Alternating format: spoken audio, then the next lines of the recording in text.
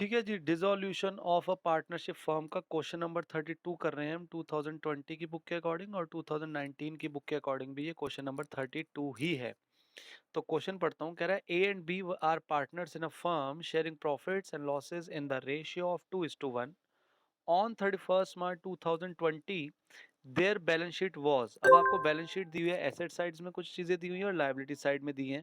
कुछ खास है जो मेरे को इसमें बताना हो, हाँ, एक बैंक ओवरड्राफ्ट है, और एसेट साइड में कैश इन हैंड और बैंक बैलेंस है। और उसके अलावा ना इसमें एक खास बात यह है कि इसमें जो बी की कैपिटल है वो एसेट साइड में दी हुई है। इसका मतलब बी ने फर्म से ज्यादा पैसे निकाले हुए हैं, जितने मतलब दिए नहीं है उससे ज्यादा उसने देने हैं फर्म को वापस, मतलब 30,000 रुपीज। और उसके बाद नीचे लिखा है on that date the partner decide to dissolve the firm. A took over investments at an agreed valuation of 35,000। Other assets were realised as follows, और सन्ड्री डेटर्स दिए हैं आपको, फुल अमाउंट उस पर रियलाइज हुआ है। The firm could realise stock at 15% less, furniture at 20% less than the book value, and building was sold at ₹1 lakh. उसके बाद लिखा है compensation to employees paid by the firm amounted to ₹10,000। और लिखा है the liability was not provided for in the above balance sheet. You are required to close the books of the firm by preparing realisation account, partners capital accounts and bank account. ठीक है जी। तो अब इस question में मैंने आपको कहा था जब कैश और बैंक दोनों आ जाएंगे कैसे करेंगे, बहुत आसान है, अभी हम डिस्कस करेंगे तो आप लोगों को बिल्कुल क्लियर हो जाएगा। तो अब इसको जो है स्टार्ट करते हैं। तो हमें क्या क्या बनाना है, रियलाइजेशन अकाउंट, रियलाइजेशन अकाउंट, ठीक है जी, ये हो गया अपना रियलाइजेशन अकाउंट।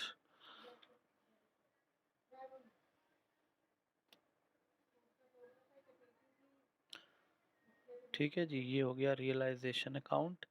रियलाइजेशन अकाउंट के बाद अपना हो गया, रियलाइजेशन अकाउंट के बाद बनेगा, क्या इसमें पार्टनर्स लोन है क्या?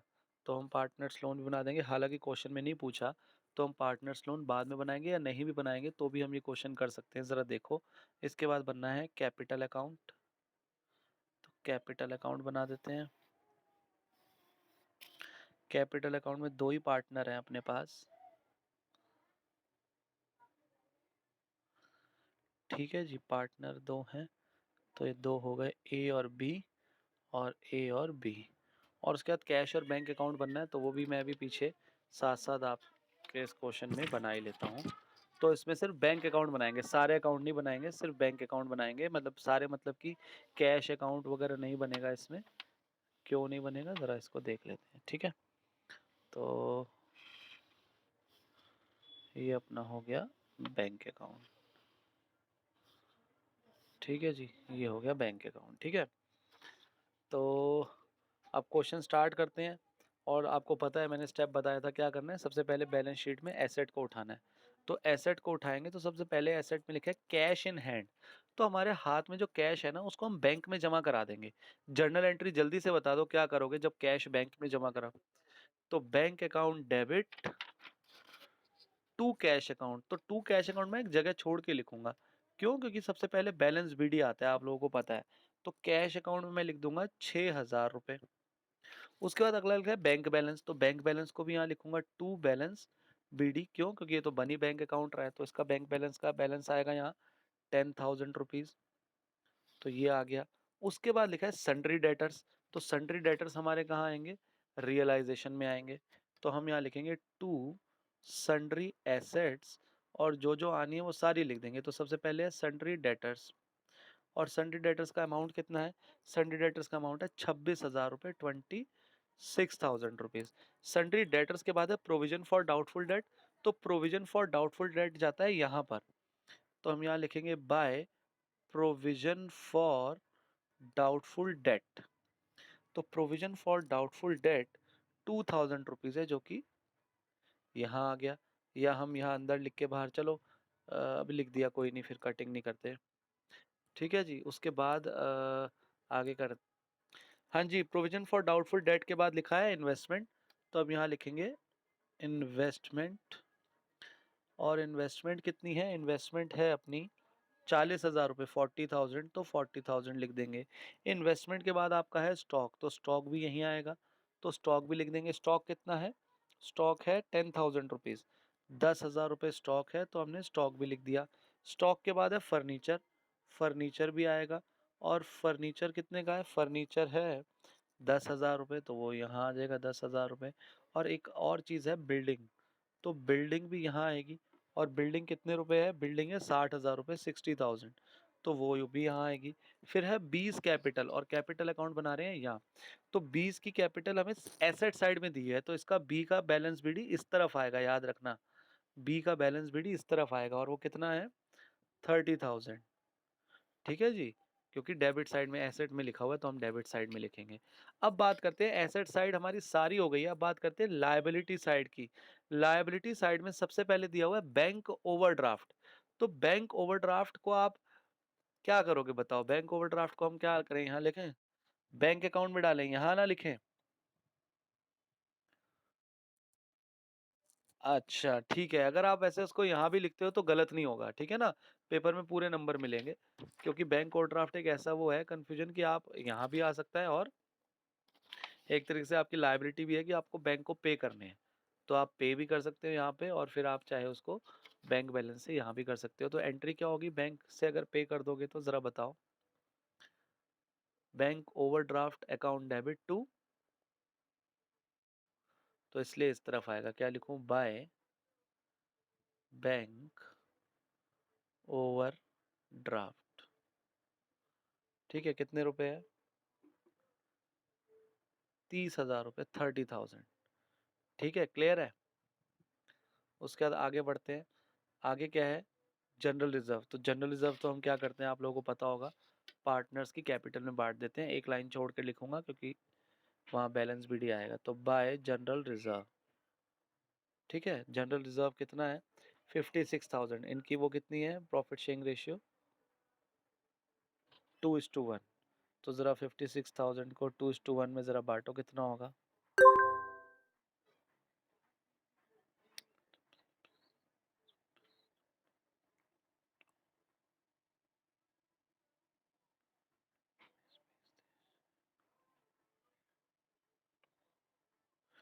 ये आएगा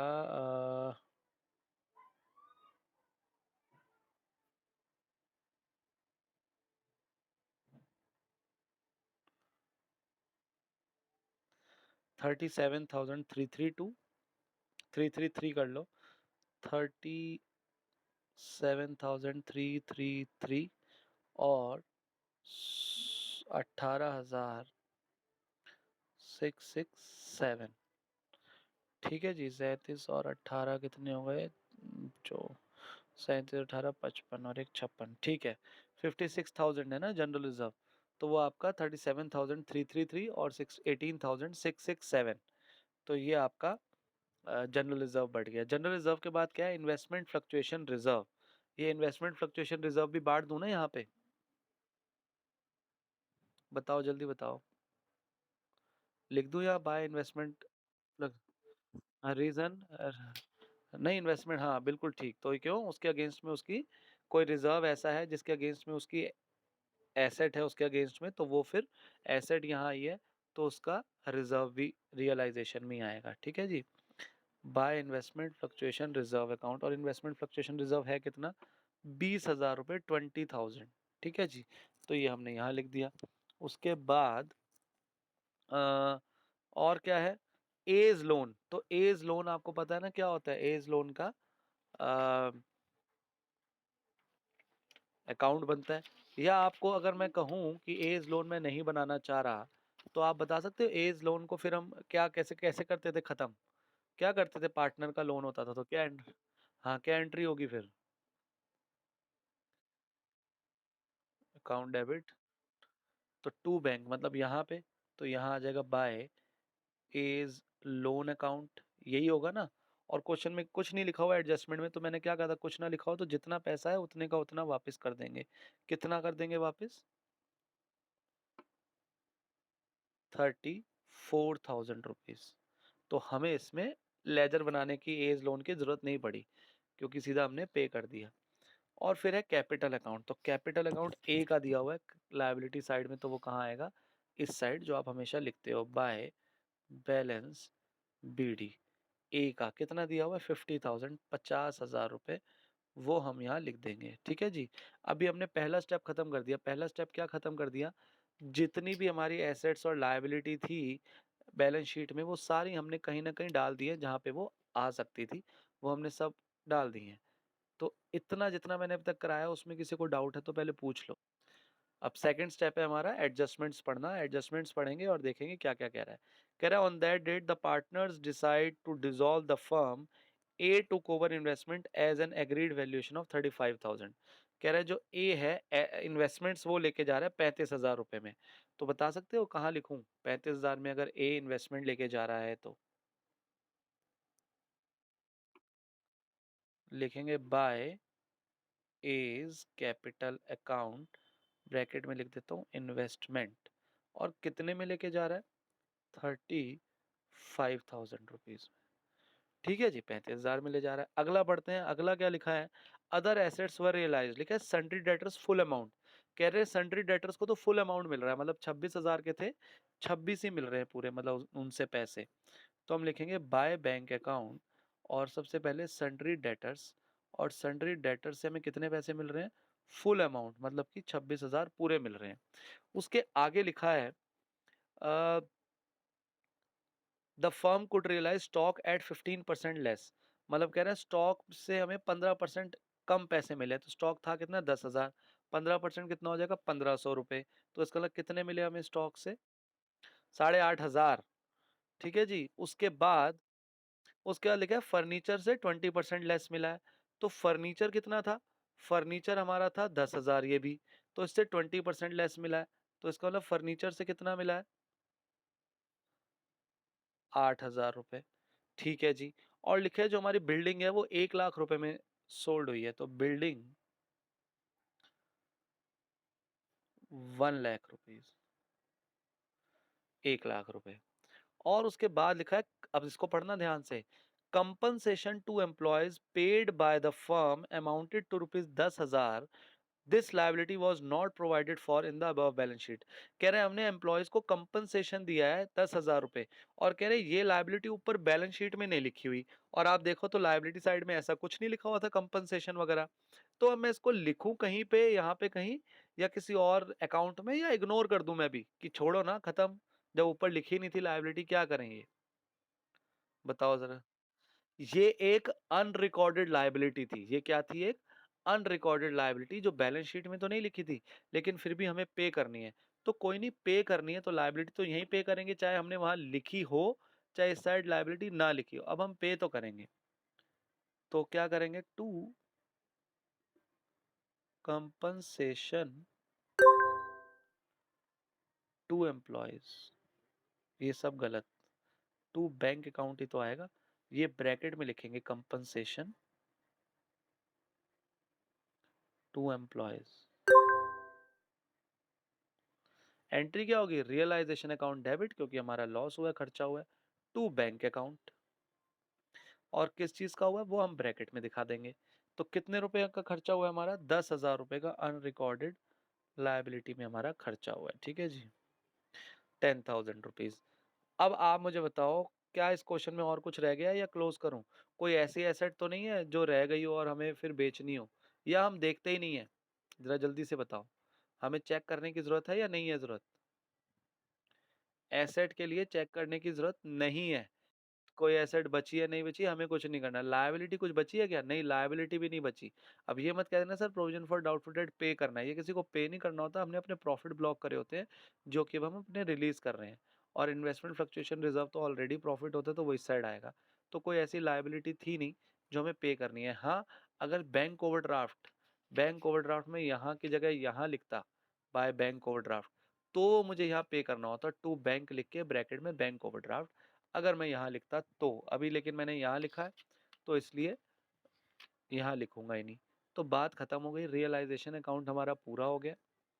और अब इसको ज़रा अमाउंट निकाल लेते हैं कितना कितना है। तो पहले इसका टोटल कर लेते हैं कितना आएगा, 60, 70, 80, एक 20, एक 20, और 20, 1,46,000, 1,46,000। और यहाँ का करेंगे कितना आएगा, 8 और 8 16, 16 और 26 42, 26 और 16 42, 1,42,500, 1,42,500 ये हो गया। और कहीं मेरे ख्याल से और कुछ नहीं है, तो अब हम इसको जो है क्लोज करते हैं। देखते हैं कितना आता है ये। तो कौन सी साइड बड़ी लग रही है आप लोगों को, ज़रा पहले तो देख के बताओ। मुझे तो क्रेडिट साइड बड़ी लग रही है ना, इसमें 35 20 ये सब है। तो अब जो है ज़रा इसको करते हैं, कितना आएगा ये 500, 2 और 5 7 और 2 9, 2 और 3 5, 5 और 4 9, और ये 1,99,500। ज़रा इसमें से माइनस करें, 0 0 5 6 और 3 9, 4 1 5 और 4 9, और 43,500, 43,500 रुपये हमारा प्रॉफिट आ गया। तो जो हम यहाँ लिख देंगे, to profit transfer to A's capital account और बीज कैपिटल अकाउंट, और 43,500 को हम 2:1 में बांटेंगे। तो 43,500 को 2:1 में बांटते हैं ज़रा। 3 1 3, 4 12, 14,500, और ये कितना हो जाएगा, 29,000, 5 9 4 13 1। ठीक है, 29,000 और 14,500 आ गया। अब हमने क्या करना है, अब बनाना है कैपिटल अकाउंट। बड़ा आसान है, मैंने क्या कहा था आप लोगों को, रियलाइजेशन पूरा कर लिया आपने, सही कर दिया, तो बाकी आपको चिंता करने की कोई ज़रूरत नहीं। कहीं पे कैपिटल वर्ड आ रहा है, एक ये आ रहा है कैपिटल वर्ड, एज कैपिटल, तो इधर है तो इस तरफ आएगा। क्या लिख दूंगा, टू रियलाइजेशन अकाउंट, और ब्रैकेट में इन्वेस्टमेंट ली थी इसने, कितने की ली थी, 35,000 रुपीज़ की ए ने ली थी, तो यहाँ लिख दूंगा 35,000 रुपीज़। और कहीं पे कैपिटल है वर्ड, हाँ यहाँ है, तो ये इस तरफ आ जाएगा, बाय रीवैल्यूएशन, ओ रीवैल्यूएशन नहीं, रियलाइजेशन अकाउंट, और ब्रैकेट में प्रॉफिट। ठीक है, और कितना कितना प्रॉफिट है, ये प्रॉफिट है 29,000 और 14,500। ठीक है जी, और कहीं पे कैपिटल है, नहीं है, और कहीं पे कैपिटल है, नहीं है, तो इस अकाउंट को भी कर देते हैं क्लोज। और देखते हैं कौन सी साइड बड़ी आ रही है, कौन सी छोटी। तो पहले तो इसकी बात करें, ये साइड बड़ी आ रही है, 333, और 9 7 16, 1 और 5 6 और 3 9 और 2 11, 1,16,333। और इधर भी ये वाली साइड बड़ी आ रही है, तो 6 7, फिर 6 और 5 11, 1 और 8 9 और 4 13, 1 4 13। ठीक है, तो ये लिख देते 33,167। और अब इधर लिख दूंगा टू बैंक अकाउंट। ठीक है, बैलेंस शीट मत लिख देना इस चैप्टर में। तो ये आएगा 3167, 3167, और इसका करेंगे कितना आएगा, 333, 5 और 1 6, और 3 और 8 11, 81,333। तो ये इनके अमाउंट आ गए। अब हम करेंगे बैंक अकाउंट। बैंक अकाउंट बहुत आसान है, मैंने आप लोगों को क्या बताया था, जहाँ जहाँ पे बैंक वर्ड लिखा है वो बैंक अकाउंट में लिखते जाओ। तो बैंक सबसे पहले ये आया है, यहाँ ये रहा, टू बैंक अकाउंट, तो डेबिट साइड में आया, तो बैंक अकाउंट की क्रेडिट साइड में आ जाएगा, बाय रियलाइजेशन अकाउंट, ब्रैकेट में किस चीज़ का, कंपनसेशन, कितना, 10,000 रुपीज़। उसके बाद बैंक और कहीं पे आया, हाँ ये आया बैंक, तो इस तरफ आ जाएगा, टू रियलाइजेशन अकाउंट, ब्रैकेट में लिख देंगे सन्ड्री एसेट्स का आया, और कितना आया, 1,42,500, 1,42,500। और ये हो गया ख़त्म। फिर और कहीं पे बैंक आया, हाँ यहाँ आया, तो ये डेबिट साइड में आया, तो बैंक अकाउंट की क्रेडिट साइड में आ जाएगा। तो यहाँ लिखेंगे by A's capital account, by B's capital account, और अमाउंट आएगा जो यहाँ ऑब्वियसली इनके हैं अमाउंट 81,333, और एक है 3167, 3167। अब करते हैं दोनों साइड का टोटल और देखते हैं क्या इक्वल आ रहा है, और अगर इक्वल आ रहा है तो हमारा क्वेश्चन मतलब बिल्कुल ठीक है। तो इधर का टोटल करें तो 500, 6 और 2 8, 1 और 4 5, 1,58,500। अब यहाँ का देख लेते हैं, 3 और 7 10, 1 और ये 10, 1 और ये 5, 4 और 1 5 और 3 8, 3 और 3 6 और 1 7 और 8 15, 1,58,500 हमारा इस साइड का भी टोटल आ रहा है। इट मीन्स हमारा क्वेश्चन बिल्कुल ठीक है। किसी को डाउट है इस क्वेश्चन में तो पहले मुझसे पूछ लो। हाँ जी, अब मुझे बतानी है एक चीज़ जो मैंने लास्ट क्लास में कही थी बताने को, कि हम क्यों नहीं देखते कि ये इन्वेस्टमेंट 40 की थी, वो 35 की चली गई तो 5 का लॉस हो गया, या बिल्डिंग 60,000 की थी और 1 लाख की बेच दी तो 40,000 का प्रॉफिट है, वो कहाँ रिकॉर्ड करेंगे या वो कहाँ गया या कैसे है? तो इसके बारे में हम चर्चा कर रहे हैं। तो बड़े ध्यान से समझना आप कि ये हम क्यों इसको मतलब हम ऐसे तवज्जो नहीं देते कि भाई कहाँ गया, क्या हुआ? ज़रा समझो, ये आपकी लॉस वाली साइड है, ये आपकी प्रॉफिट वाली साइड है। तो आपने देखो अभी प्रॉफिट लिखा था 20,000 रुपए, आईएफआर का, प्रोविजन फॉर डाउटफुल डेट का लिखा था। अब मुझे बताओ अगर मैं ये छुपा दूं, मानूं कि यहाँ है ही नहीं, तो आपका प्रॉफिट नहीं कम हो जाएगा? मानते हो ना? मतलब ये वाली साइड जितनी बड़ी आएगी, ये वाली साइड जितनी बड़ी आएगी उतना आपका प्रॉफिट बढ़ता रहेगा, और ये वाली साइड जितनी बड़ी आएगी तो आपको प्रॉफिट कम होता जाएगा, और अगर ये साइड ही बड़ी आ गई तो फिर इसका मतलब लॉस ज़्यादा हुआ, प्रॉफिट कम हुआ, तो इस तरफ आपका लॉस आ जाता है। मानते हो ना ये बात? तो इसका मतलब जितनी ज़्यादा मैं यहाँ चीज़ लिखूंगा इट मीन्स मेरा प्रॉफिट बढ़ रहा है, और इस तरफ जितनी ज़्यादा चीज़ लिखूंगा इसका मतलब मेरा प्रॉफिट कम हो रहा है।